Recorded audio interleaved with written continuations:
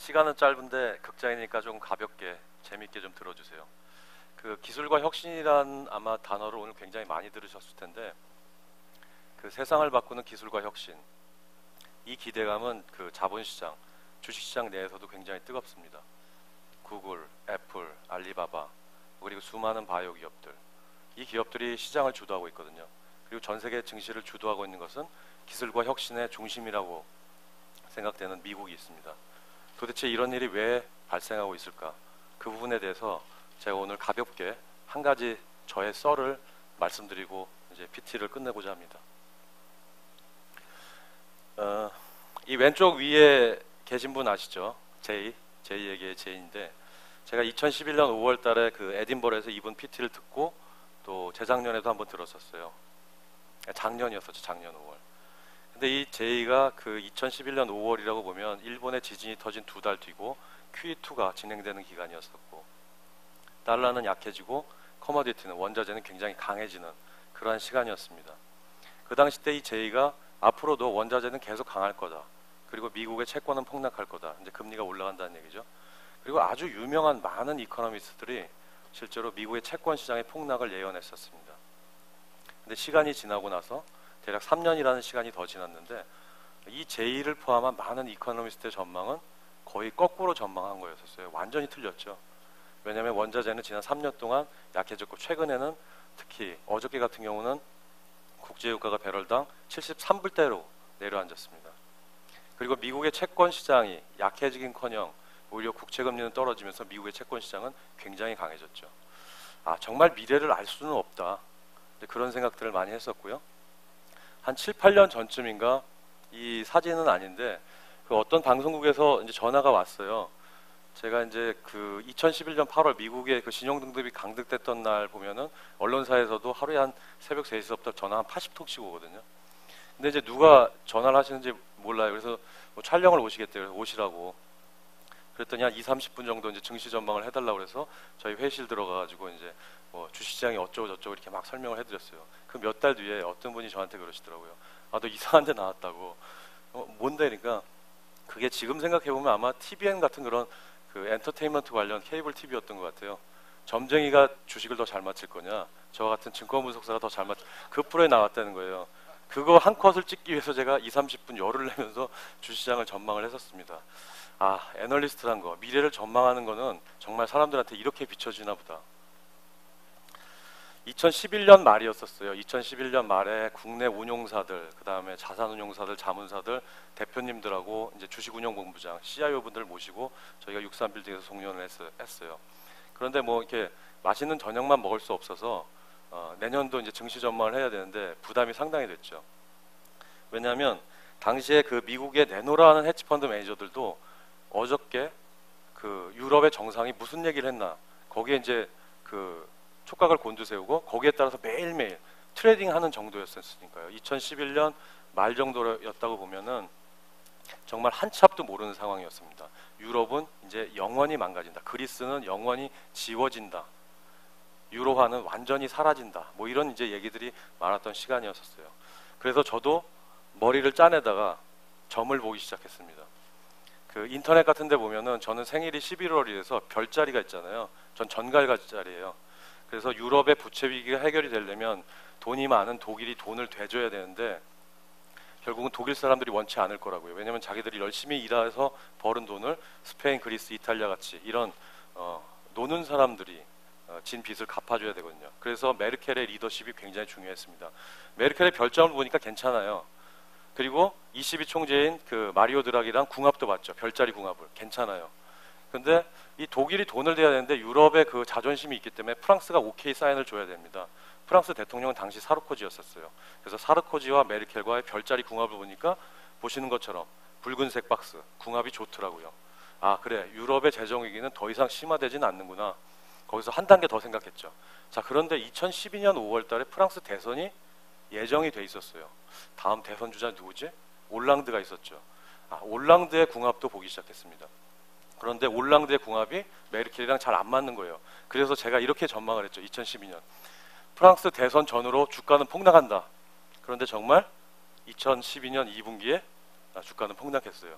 제 얘기는 점이 맞다는 얘기는 아닙니다. 그만큼 미래를 예측하기는 굉장히 어렵다라는 거죠. 그래서 지금 기술과 혁신에 대해서 지금 흥분하고 그 다음에 세상을 바꿀 거다 이런 부분들이 뭔가 시대적 배경이 있다라는 거예요. 이 차트는 제가 11월 7일 날 블룸버그 데이터 이제 컨센서스를 뽑아서 만든 차트인데, 자, 내년도 경제가 다 좋다라는 거예요. 미국, 유럽, 그 다음에 프레질 5로 여겨졌던 인도, 브라질까지. 내년도 좋고 내후년도 좋고 막대기가 계속 커지잖아요. 그리고 올해보다 막대기가 더 점프해서 내년에 올라가죠. 자, 이 전망대로라면 금융시장은 괜찮습니다. 앞으로 1년 이상.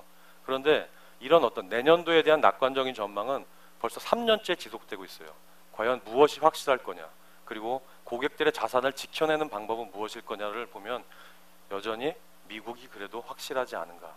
아까 제가 이제 쓸데없는 얘기를 많이 했는데 미래를 예측하기 굉장히 어렵다는 얘기를 하기 위해서 했던 거고요. 이 컨센서스조차도 실제로 굉장히 불확실한 부분을 많이 안고 있다는 거예요. 저한테 조금 그래도 운이 있었다면 그래도 약간 미래에 대한 생각이 우연찮게 잘 맞아 떨어졌어요. 저희 대신증권에서 이제 글로벌 스피커를 모셔서 포럼을 했었는데 2011년 11월 유럽의 재정위기가 한창일 때 저희가 마크 파버를 모셨죠. 그래서 마크 파버 비관론자잖아요. 그래서 이제 손님들한테 설득이 잘 됐었어요. 그 다음에 그 해리 덴트를 모셨죠. 해리 덴트도 상당히 금융시장에 대해서 비관론자예요. 그런데 지나고 보면 지난 몇 년 동안 주식시장이 별로 재미가 없었잖아요. 자, 그리고 작년에 조금 전에 보신 동영상에서 나왔던 앙투안 반 아그마엘, 그분을 모셨죠. 그분은 로봇에 거의 꽂혀 있는 분이에요. 그래서 그 사진은, 보시는 사진은 이분이 그 카이스트 실험실을 가보고 싶다고 하셔서 제가 이제 기계공학부 교수님들하고 연결해서 이제 카이스트 로봇 실험실을 갔던 때입니다. 그만큼 시장이 굉장히 어려웠기 때문에 로봇, 전기차, 뭐 3D 프린팅, 사물 인터넷 이런 기대감이 굉장히 커졌다라고 볼 수 있어요. 스포츠인 중에서 제 마음을 가장 움직인 사람은 보시는 그림처럼 장미란인데요. 장미란이 엮기가 있잖아요. 뭐 바벨이라고 얘기를 할 수 있고요. 이 바벨은 어떻습니까? 한쪽 끝 무겁고 또 반대 끝은 무겁고, 그렇지만 중간에 어정쩡한 데는 없죠. 양극단을 달리기 쉬운 거예요. 왜 작년 올해 수많은 배당주 펀드와 가치주 펀드들의 그렇게 사람들이 열광을 했을까? 또 반대 측면에 있어서는 왜 그렇게 비싼 구글, 애플, 알리바바 이런 주식에, SNS, 바이오테크 이 주식에 왜 또 열광하고 있을까? 이것은 아이러니컬하지만 성장과 가치의 극단을 달리고 있는 모습입니다. 마치 장미란의 엮기처럼. 위에 있는 말은 제가 몇 년 전에 시카고 그 자연사 박물관에서 찍은 사진인데 말이 너무 멋있었어요. 그 신발을 전시해 놓는데 우리가 발을 보호해야 된다는 인류의 공통된 고민이 있지만 우리 신발의 모습은 다 역사적으로도 달랐다. 문화, 환경, 역사, 지역별로도 다르고 더우냐 추우냐 가장 결정적인 다름을 만들어낸 것은 인간의 크리에이티비티, 창의력이었다. 그 말이 완전히 마음에 꽂히더라고요. 자, 그래서 우리가 지금 글로벌 경제가 또 한국 경제가 굉장히 어렵고 저성장 국면에 갇혀 있고 그 다음에 기업 이익도 정체돼 있고 라는 공통된 걱정을 갖고 있어요. 커먼 컨센서스가 있는 거죠. 하지만 대응들은 아주 극단적인 다른 대응들을 만들어낼 수 있고 그것은 결국 인간의 창의력에 의해서 만들어질 수 있다는 겁니다. 그래서 지금 이제 시간이 얼마 안 남았는데 그 작년, 올해, 내년까지 글로벌 금융시장을 이해하는 가장 중요한 키워드는 제가 생각하기에 오바마라고 생각합니다. 지금 민주당이 미국을 지배하고 있고 그 집권 후기로 가고 있다. 보시는 미국 지도가 있죠. 파란색 선은 민주당. 민주당의 선거장으로 가장 많이 되는 데는 캘리포니아예요. 캘리포니아는 테크랑 바이오. 왠지 이런 느낌이 들잖아요. 기술과 혁신. 자, 그리고 공화당은 어떻습니까? 텍사스. 기름이 많이 나오는데 국방, 에너지. 그래서 민주당이 집권하고 있을 땐 원자재가 약해요. 국제유가가 73불이 된 이유가 여러 가지 이유가 있지만 가장 기본적인 골격은 민주당 집권 후기에 있기 때문이라는 겁니다. 자, 기술과 혁신, 캘리포니아 중심의 사회 이런 부분들을 이해해야만 전체적인 시장을 이해할 수 있다고 볼 수 있고요. 자, 지금 이전에 민주당이 집권하고 있었던 때는 1993년서부터 2000년 클린턴이 집권하고 있었던 때예요. 그 집권 후반이 98, 99, 2000년이라는 테크와 바이오의 버블이 생겼던 시간입니다. 당시도 기술과 혁신에 시장이 미쳐 있었죠. 암젠, 그 다음에 애플과 같은 당시에는 TMT 주식의 테크 주식이었었는데 기술주와 바이오주들이 정말 끝도 없이 날아가는 엄청난 버블을 만드는 시간이었었어요. 작년, 올해 그리고 내년까지도 이 기대감은 결국은 증시에 반영이 될 것으로 생각합니다. 밑에 있는 그림은 구리, 뭐 원유 이런 원자재들은 민주당 집권 시기에 상대적으로 굉장히 약했던 것 같고요. 주가도 굉장히 버블이 잘 끼죠. 자, 왼쪽에 이제 클린턴 정부죠. 아쉽게도 이제 클린턴이 나왔고, 아쉽게도 이제 그 힐러리 여사가 나와 있는데, 여하튼 이 초록색과 파란색 선의 간격을 보면 계속 벌어져요. 그 얘기는 주식시장의 PER이 계속 높아진다는 얘기고, 기업들이 벌어들인 이익보다 주가를 더 비싸게 살 수 있는 어떤 그러한 마음들이 있다라는 겁니다. 그래서 뭐 결론으로 점프하면 결국은 기술과 혁신의 중심에 있는 미국 금융시장은 내년에도 계속 주가가 올라간다. 도대체 왜 미국 민주당이 집권할 때 이렇게 기술과 혁신에 대한 기대감이 커지냐? 왜 원자재가 약하냐? 뭐 정치 사이클, 캘리포니아에서 정치자금을 많이 받는다 이런 것도 있지만 기본적으로 저소득층한테 혜택을 많이 베풀려는 정부예요. 자, 그런데 인플레이션이 낮다는 얘기는 기업 이익과 경기의 수요가 약화되는 건데 좋지는 않잖아요. 그런데 인플레이션을 동반하지 않는 성장을 유도할 수 있어요. 그것은 바로 밑에 있는 그림처럼 한 명이 10명 몫을 하면 됩니다. 즉 기술과 혁신에 의해서 노동 생산성을 비약적으로 올려버리면 돼요. 그러면 인플레이션을 동반하지 않고도 성장이 가능해요. 이것이 민주당의 색깔이고 2016년까지 오바마가 대통령인데 최소한 내년까지는 이 기술과 혁신 그리고 미국 중심의 금융시장이 활개를 칠 것으로 예상을 하고 있습니다. 거기다가 M&A와 같은 많은 글로벌 금융기업들이 실제로 글로벌 기업들이 현금을 많이 보유하고 있다는 것도 뭔가 기술과 혁신의 중심에 서 있는 어떤 그런 기업들을 굉장히 비싸게 M&A를 할 수 있는 것이죠.